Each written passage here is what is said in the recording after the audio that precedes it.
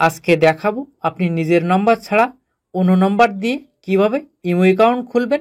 মানে আপনি অনলাইন থেকে ফেক নাম্বার নিয়ে আপনি ইমো অ্যাকাউন্ট খুলতে পারবেন।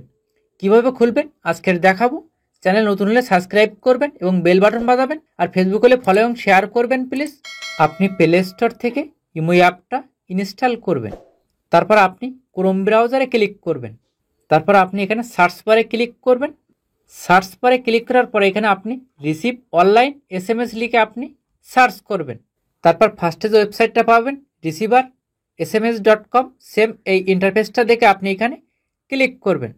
সেম এই ইন্টারফেসটা শো হবে, আপনি একটু নিচের দিকে আসবেন। এখানে আমি ইউনাইটেড কিংডমে ওপেনে ক্লিক করলাম।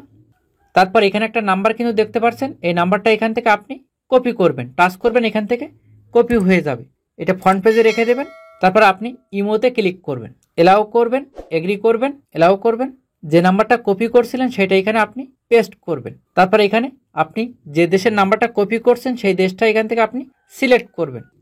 ইউনাইটেড কিংডম এটা এখান থেকে আপনি সিলেক্ট করবেন। সিলেক্ট করার পরে এখানে টিক চিহ্নতে ক্লিক করবেন, ওকেতে ক্লিক করবেন, ওকে ক্লিক করবেন, এলাও করবেন। তারপর আপনি এই ফ্রন্ট পেজের এই ওয়েবসাইটে চলে আসবেন। তারপর এখানে আপনি আপডেট মেসেজে ক্লিক করবেন। এইখান থেকে এই ভেরিফিকেশন কোডটা আপনি কপি করবেন। তারপর এখানে আপনি পেস্ট করবেন। ভেরিফাই হওয়ার পরে এখানে আপনি আপনার নামটা দেবেন। তারপর এখানে আপনি টিক চিহ্নতে ক্লিক করবেন। এখানে আপনি প্রোফাইল পিকচারও সেট করতে পারবেন।